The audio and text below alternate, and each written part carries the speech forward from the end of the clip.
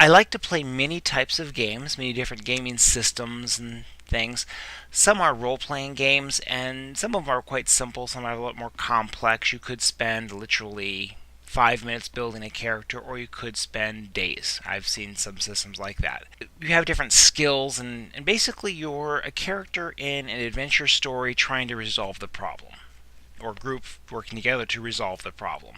It might be you're trying to pilot a spaceship, disarm explosives, infiltrate some group of bad people or something like that. I mean, whatever the story is. It's just a fun little escapism, if you will. The part I really want to talk about is the moral levels a character can have. One of the more common systems has two categories and three options in each one. Depending on how they interact, you will be a lawful good, neutral good, chaotic good, basically lawful, neutral, or chaotic, or good, neutral, or evil. And a lawful evil character would be like a corrupt lawyer. He's going to legally shut down the orphanage, take it over, cast the children out into the cold, and tear it down so he can build condos and make money. Now, a lawful good person would say, well, he was in the legal right to do that. He had everything done, so I'm going to do what I can to help the children now, these orphans out on the street. Whereas a chaotic good person might say, well, that person did something bad, so I'm going to burn down the condos and then go out and try to help the people. The list goes on. I mean, each character, depending on how their per se rankings are, will do any number of things. And some of this is basically, you can play the character however you want, really, but that just gives some ranking as to how you, the GM, basically game master, some idea how you will respond in certain situations or what you can or can't be around. If you're a per se good person, you can't be around a evil person or interact with them in certain ways, or will give certain limitations without going into too much stuff, which probably is way off topic and nobody cares about anyway. So just move on, because if you know about it, you're going to know about it, and if you don't know about it, you probably don't care, so I really have to go into it. So, self-defeating. At any rate, if you're good, you do good to do good things.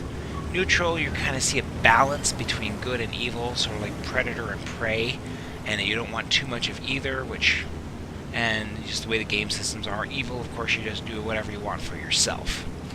Lawful, you stay within the law. If the law says we're not allowed to help poor or injured people, well, we have to obey the law, and you're just going to obey that law and do whatever you're told. And chaotic, you do whatever you want. I mean, it doesn't matter. All that said brings me to the verse of Proverbs 11:21. Assuredly, the evil man will not go unpunished, but the descendants of the righteous will be delivered. So obviously you're probably thinking, well, I would just run a lawful good or chaotic good character because I'm going to be good, right? That's the same question of the youth at our church. And basically their all response was, well, yeah, I'd be good, I'm good. How would you put yourself in this category?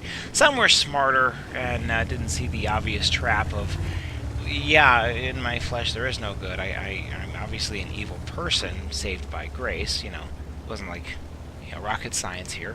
But the thing is, what a lot of people don't realize is no matter what alignment you pick, you're evil. Because it's attitude and motive of the heart. Take a look at Luke 21, 1 through 4. And he looked and saw the rich putting their gifts in the treasury.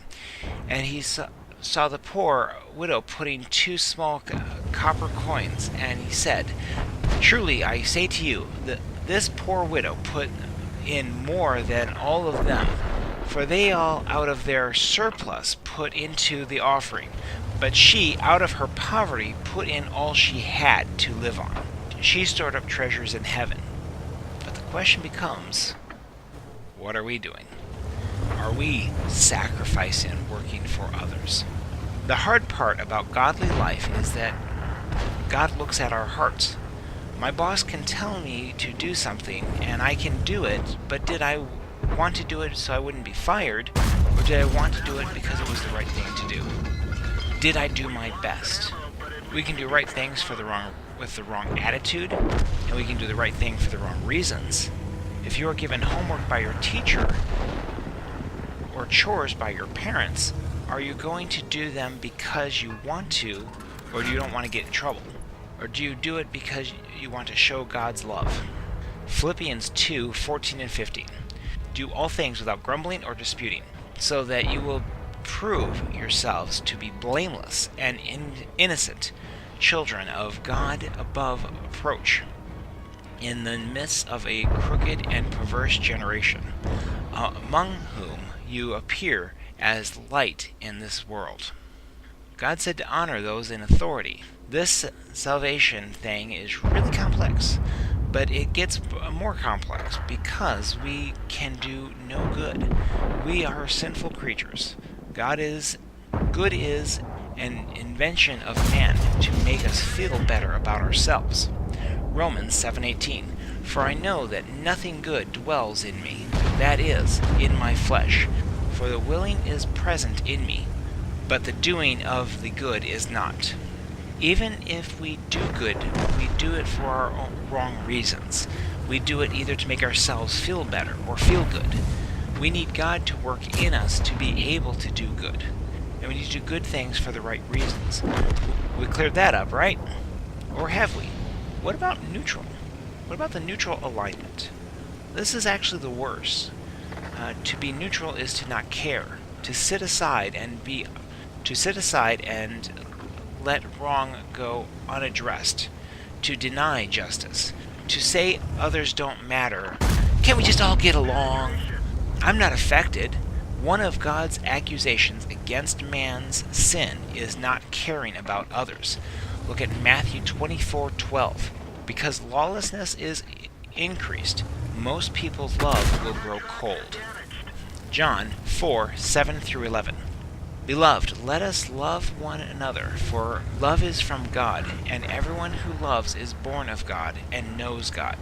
The one who does not love does not know God, for God is love.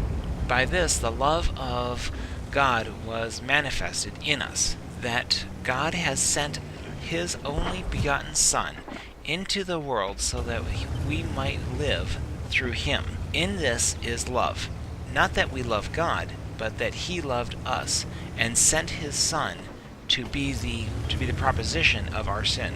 Beloved, if God so loved us, we also ought to love one another. Without love, we are not of Christ. No good can be in us, and we are all dead in sin.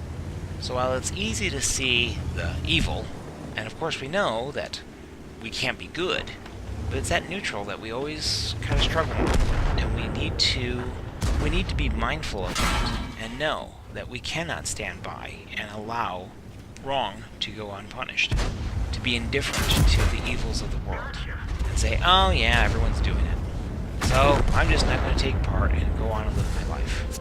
Because then you're saying basically it's okay, I'm just not going to take part, but it's not okay.